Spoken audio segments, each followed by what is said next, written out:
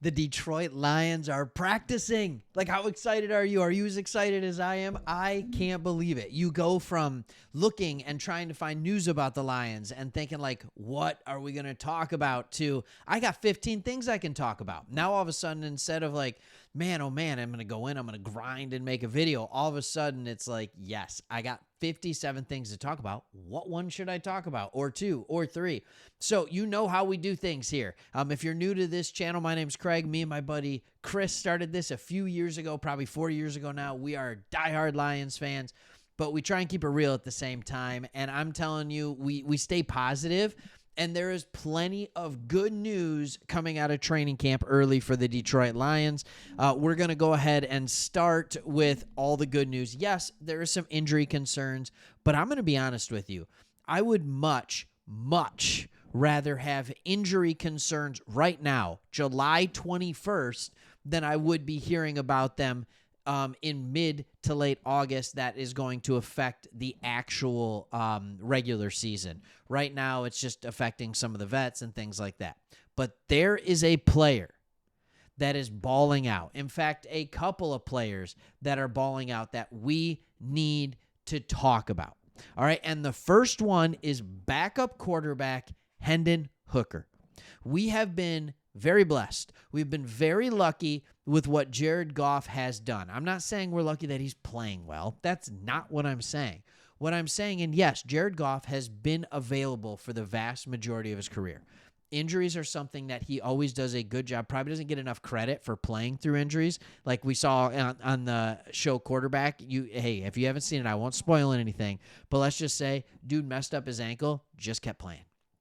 And we never heard a word about it. But at some point, you're going to get hurt. You need to have a good number 2 quarterback. And Hendon Hooker is starting to look like that.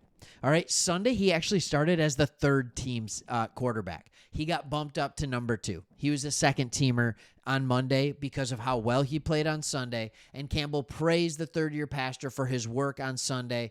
And he once again on Monday looked fantastic. Said, now we're just reading this, and it said, I've been reading this, Hooker connected with rookie Isaac Tesla multiple times throughout the day. I don't know what I'm more excited about. I don't know if I'm more excited about Hendon Hooker and what he's doing, or if I'm more excited about the fact that his number 1 connection was with rookie Isaac Tesla, because that means that Tesla is having good success with the second team as well. He also had connections with Dominic Lovett and Tom Kennedy. He looks improved with his timing and accuracy at this stage. That's what we need. Timing, accuracy. Timing, accuracy. It says he still struggles with anticipation at times, but his overall feel for the offense is improved. Campbell noted that he assigned Hooker to work on his footwork and timing in the break between OTAs and camp. And to this point, he has looked refined in those areas. So here's what Dan Campbell had to say a little bit too. He said, as far as Hooker, look, Hooker knows the deal. You're out there to compete, Campbell said. We gave him some things to do while he was home, talking about working on a little bit of the urgency, the footwork, certainly continued training. And look, it's only one day, but I liked what I saw out there yesterday. There's an urgency. I thought his footwork was on. He's spitting the plays out. But there again, that's day 1. He knows what it is. He knows it's time to take the next step. It's his move. I think he's wired right, and it means something to him. So here we go, man. It's open camp. All right. Here's what I've learned about Dan Campbell and, quite frankly, the coaching staff in general.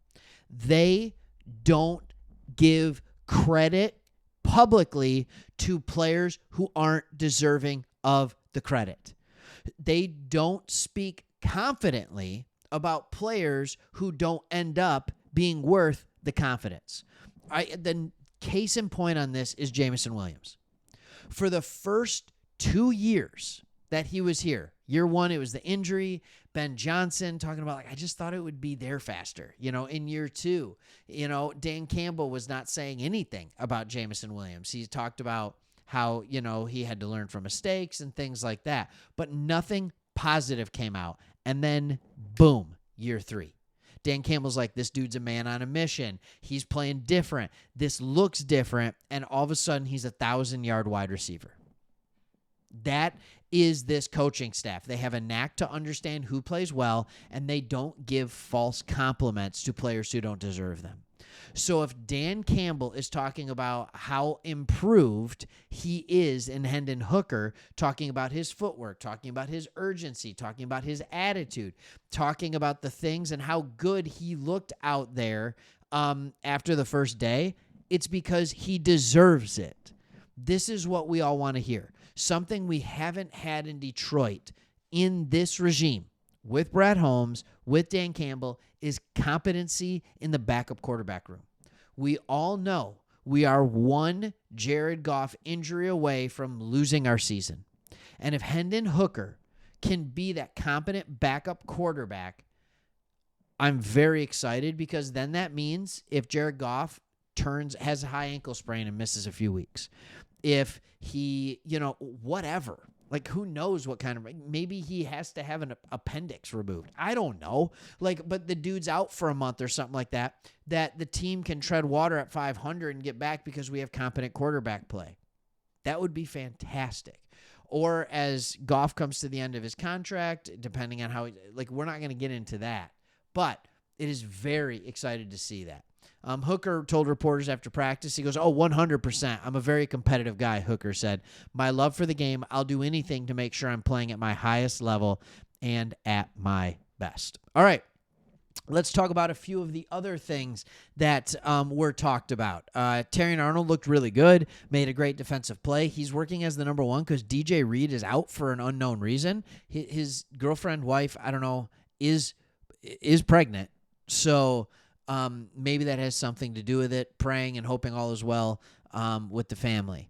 But Terrion Arnold is now the top corner and looked good. Remember, last year he looked really good as the number 2 corner. Then when he had to move over to corner number 1, that's when he started to struggle again. So if he's looking good at corner 1, that's only going to help him. Come the regular season. All right. That's encouraging news. Didn't get a lot from our rookies last year. We just didn't. If we can get a lot from our rookies this year, plus get a lot from our rookies last year, how much better could this team be? All right, Ratledge. We're now 2 days in to practice. Tate Ratledge has been the first team center for both the entirety of all 2 days. All right, Campbell explained Monday morning that Ratledge has shown natural aptitude to the position. He's a strong athlete and can be positionally flexible, and the Lions are evaluating whether or not he's immediately up to the task. Now, here's a couple of the things that we did know. Last year, Graham Glasgow hated playing left guard. Hated it. Now, he was hurt in the back half of the year. Correct me if I'm wrong on this. I think this is Jeff Risdon said this on the DLP podcast. He said that from week 10 on, Graham Glasgow was the lowest rated guard in the NFL via PFF. I'm not sure if that's accurate or not. I would be surprised lowest, but he did not play well. He was hurt. All right. If you watch the show Quarterback, one of the big takeaways from me was him walking off the field after the Commanders game. Looked like he could barely walk, and he was just saying, I am so sorry to Jared Goff. And I don't know if he was saying sorry because he's just playing terrible, because his body wouldn't let him do it, or because he just stinks at left guard. But Graham Glasgow, if everything goes perfectly, you're hoping Graham moves back to right and that you can get Tate Ratledge playing the center. All right. A couple of other things. I guess Marcus Davenport looked like an absolute beast. Looked fantastic. Was absolutely wreaking havoc. We have to remember, yes, he has been hurt often. No doubt about that. But he was also talking about this is the first time he went into an offseason where he felt like he was almost 100% healthy. And instead of just rehabbing, because he had rehabbed what was wrong, and instead of just rehabbing through the offseason, trying to get that one area of his body better, he was able to work on his entire body and actually just get in better shape and get more fit. and create a path to him staying healthy because his overall body is stronger. That would be fantastic. That would be fantastic. Couple of other things. With the second team, Ahmed Hassanin burst through the line of scrimmage and would have blown up the team's run play. All right, so that's good. Nate Lynn also would have sacked Kyle Allen on the third team after winning his rep.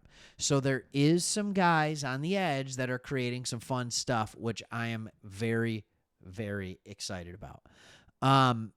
Yeah, Tesla had a busy day. Jake Bates hit all of his field goals.